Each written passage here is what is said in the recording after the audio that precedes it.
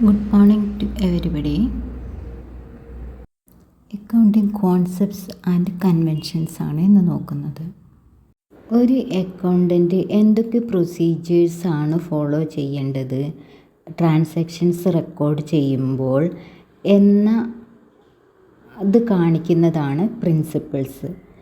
അതായത് the rules of conduct or procedure which are adopted by the accountants universally while recording the accounting transactions. Accounting transactions enter ചെയ്യുന്ന സമയത്ത് എന്തൊക്കെ പ്രൊസീജിയേഴ്സാണ് follow ചെയ്യേണ്ടത്, അത് ഈ principles അടിസ്ഥാനപ്പെടുത്തിയിട്ടുള്ളതാണ്. ആ പ്രിൻസിപ്പിൾസ് ഫോളോ ചെയ്തിട്ട് വേണം ട്രാൻസാക്ഷൻസ് റെക്കോർഡ് ചെയ്യാൻ. അങ്ങനെയുള്ള പ്രിൻസിപ്പിൾസ് രണ്ട് ടൈപ്പാണ് വരുന്നത്. ഒന്ന് അക്കൗണ്ടിങ് കോൺസെപ്റ്റ്, മറ്റത് അക്കൗണ്ടിങ് കൺവെൻഷൻസ്. അക്കൗണ്ടിങ് കോൺസെപ്റ്റ് അത് ജനറലായിട്ട് വരുന്ന ആണ് അക്കൗണ്ടിങ് കോൺസെപ്റ്റ്. അതിൽ പെടുന്നതാണ് ബിസിനസ് ആസ് സെപ്പറേറ്റ് എൻറ്റിറ്റി. ബിസിനസ്സിന് ഒരു സെപ്പറേറ്റ് എൻറ്റിറ്റി ഉണ്ട് അപ്പാർട്ട് ഫ്രം ഇറ്റ്സ് ഓണേഴ്സ്.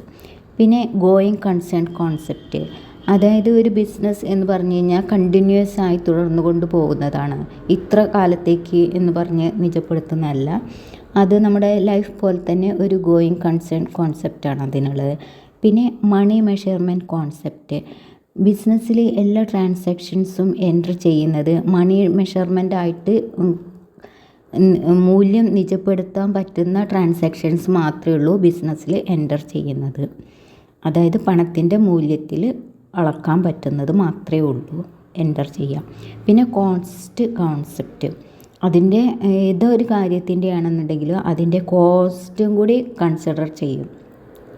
പിന്നെ അക്കൗണ്ടിങ് പീരിയഡ് കോൺസെപ്റ്റ്, അതായത് ഇപ്പോൾ നമ്മൾ ട്രാൻസാക്ഷൻസ് ഒക്കെ റെക്കോർഡ് ചെയ്തു, പിന്നെ profit and loss account create ചെയ്യുന്നു, ബാലൻസ് ഷീറ്റ് പ്രിപ്പയർ ചെയ്യുന്നു, ആ സമയത്തൊക്കെ ഒരു പീരിയഡ്, അതായത് ഇപ്പം 1 ഇയർ അല്ലെങ്കിൽ 6 മന്ത്സിന് അങ്ങനെ പീരിയഡിൽ ഒരു അക്കൗണ്ടിങ് പീരിയഡ് ഇന്ന തുടക്കം മുതൽ, ഇപ്പോൾ വർഷത്തിൻ്റെ തുടക്കം മുതൽ അല്ലെങ്കിൽ ഫിനാൻഷ്യൽ ഇയർ നോക്കുകയാണെന്നുണ്ടെങ്കിൽ April 1 ടു March 31 അങ്ങനെ ഒരു പീരിയഡിലാണ് ഈ അക്കൗണ്ട് ചെയ്യുന്നത്. കാൽക്കുലേഷൻ നമ്മൾ ഇപ്പോൾ ഇതെല്ലാം റെക്കോർഡ്സ് ബാലൻസ് ഷീറ്റ് ആയാലും P&L അക്കൗണ്ട് ആയാലും ഒക്കെ പ്രിപ്പയർ ചെയ്യുന്ന ഒരു നിശ്ചിത പരിധിക്ക് പീരിയഡിന് ഉള്ളിലുള്ളത്. പിന്നെ റിയലൈസേഷൻ കോൺസെപ്റ്റ്, എന്ത് റിയലൈസ് ചെയ്യുന്നു, അത് ഓരോന്നിനും എന്താണ് റിയലൈസ് ചെയ്യുന്നത് ആ കോൺസെപ്റ്റും കൂടി കൺസിഡർ ചെയ്യുന്നു. പിന്നെ ഡുവൽ ആസ്പെക്റ്റ്, ഇപ്പോൾ ഏതൊരു ട്രാൻസാക്ഷൻ ആണെങ്കിലും അതിൽ ഡുവൽ ആസ്പെക്റ്റ് ഉണ്ടായിരിക്കും, അങ്ങനെയുള്ളത് മാത്രമേ അവിടെ റെക്കോർഡ് ചെയ്യുന്നുള്ളൂ. പിന്നെ അക്രൂവൽ കോൺസെപ്റ്റ്, മാച്ചിങ് കോൺസെപ്റ്റ്, ഇത്രയാണ് കോൺസെപ്റ്റ്സ് വരുന്നത്. ഇനി നമുക്ക് പിന്നെ വരുന്നതാണ് അക്കൗണ്ടിങ് കൺവെൻഷൻസ്. അക്കൗണ്ടിങ് കൺവെൻഷൻസിൽ 4 എണ്ണമാണ് വരുന്നത്. Convention of consistency, convention of full disclosure, convention of conservatism, പിന്നെ കൺവെൻഷൻ ഓഫ് മെറ്റീരിയാലിറ്റി.